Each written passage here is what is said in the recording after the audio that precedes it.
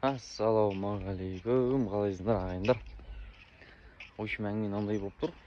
Кешеден бастап финансовый план құрдым өзім былай.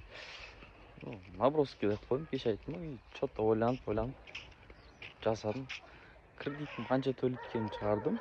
И примерно нені шығардым менше, остаток, короче.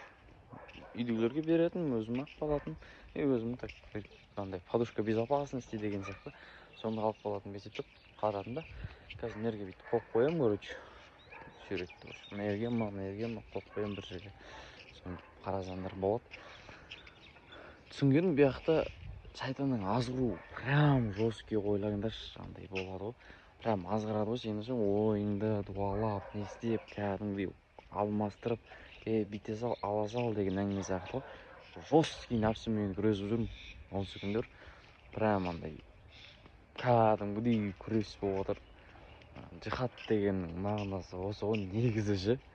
Прям ше, түсініп жатырмыз ше, прям. И үст асықпай қарай беріңдер.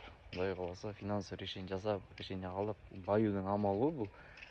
Мұсылман адам байығаны жақсы ғой, негізі ше. Мықты болу керек, біз мықты болсақ, басқа да бауырларымызға көмектесе аламыз да, короче. Дальше продолжайте следить, господа.